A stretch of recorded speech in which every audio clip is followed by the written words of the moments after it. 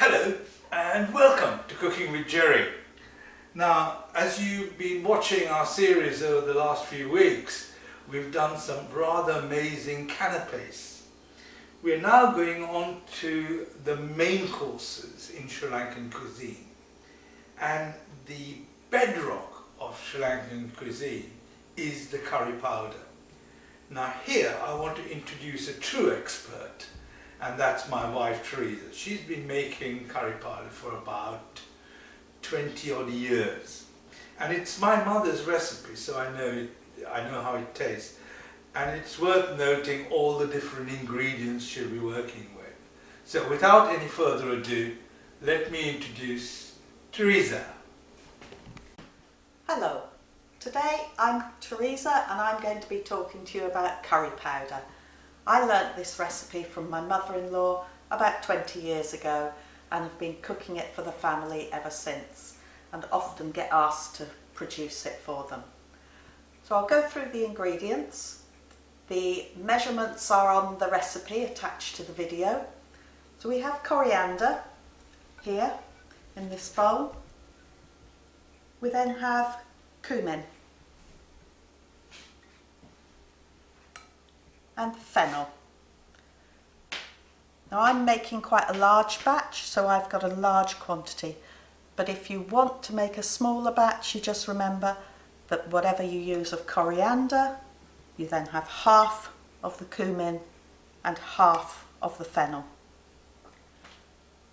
We then have some rice, some fenugreek,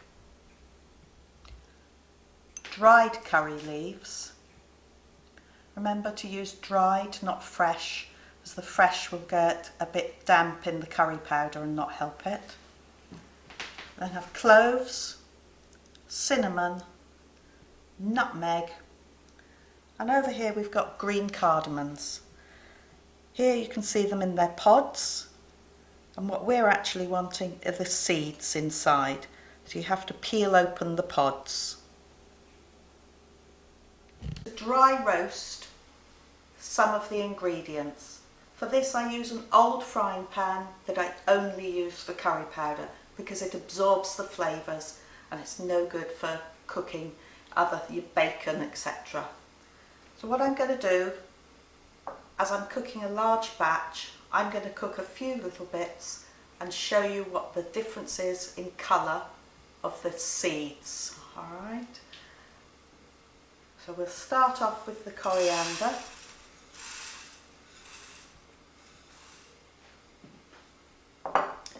Just give it a shake to get it distributed in the pan. You just have to keep turning it a little bit.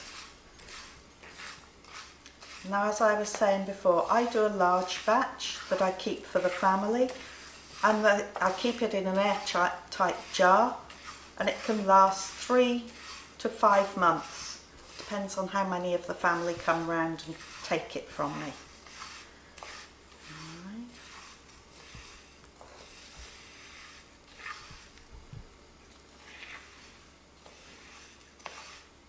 When you start roasting all your spices, it's very important to keep the door to the rest of the house closed, and if possible have your fan on and even your back door open, because they are very aromatic, and as they roast they let their aromas spread and can spread throughout the house. As you can see, it's slowly getting darker. I have to keep turning it. Keep a close eye on it so that it doesn't burn.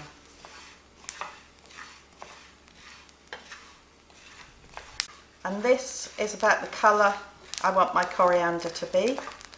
Some of it is getting a little too dark now. So I'll put it in that bowl there. And I'll just put a teaspoonful there so you can see it on the plate next to the previous uncooked ones. Here we are with some cummin in the pan that we are dry roasting. As it's a smaller seed, it cooks quite quickly. And it's going to turn a dark brown quite quickly. So again, keep stirring it.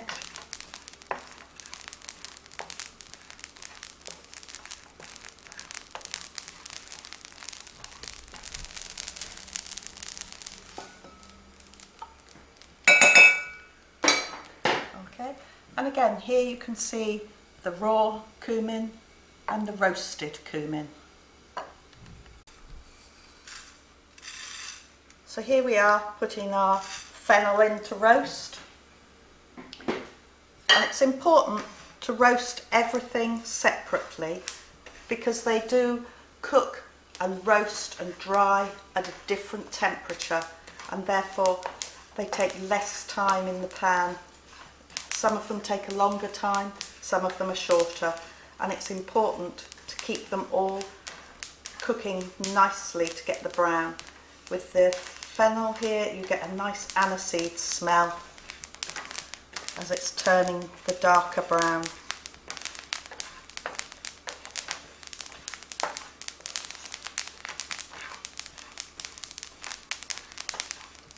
You have to keep stirring to try and get a nice even colour across all the seeds in your pan. You can hear them crackling as they cook.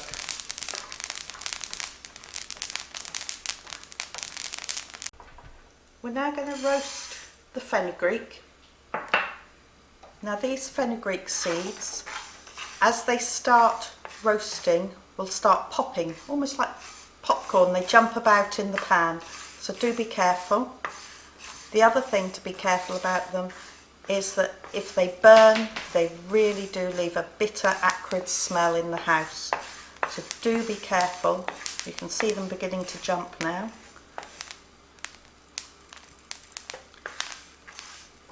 Do be careful not to burn them because that bitter, acrid smell will stay in your house. Okay. The last thing we're going to roast is the rice. I use a white, uncooked basmati rice. And again, we're looking to keep a nice, even colour, so you have to keep stirring it. The rice is used in the curry powder to give more as a filler to bulk it out.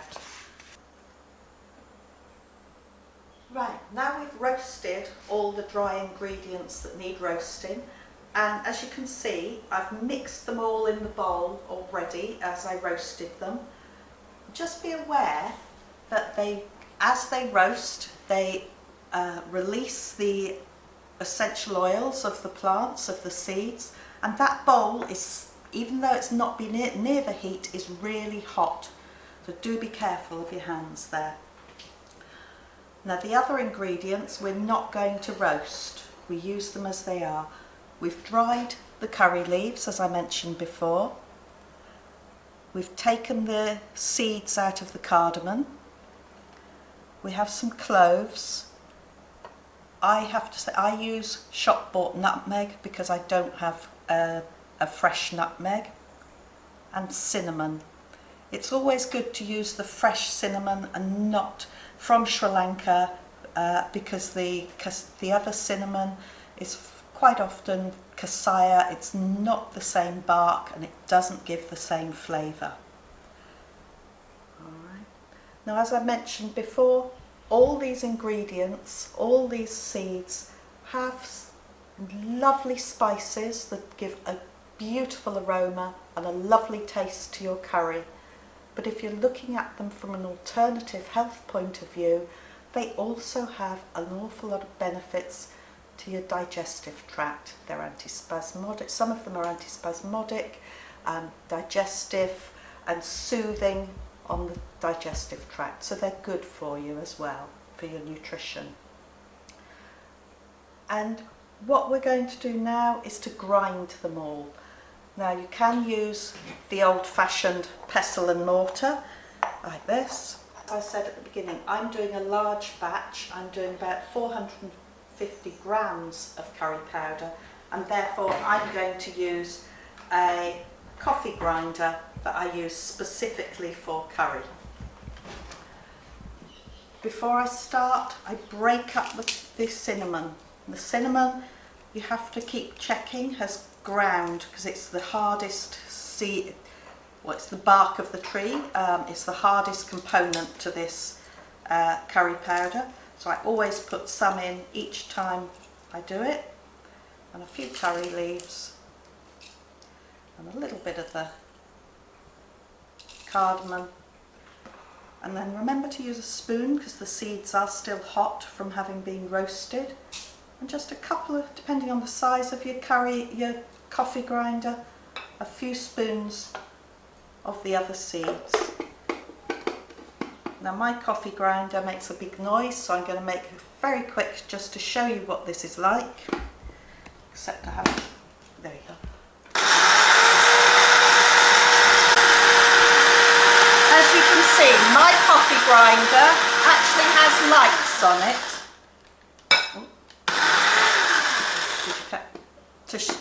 So I'm not sure if you were able to see, but my coffee grinder actually has lights on it to show you when it's ground. And there it is in a nice kind of powdery form. And obviously I'll keep doing that for all of the rest of the ingredients until I have a nice of curry powder.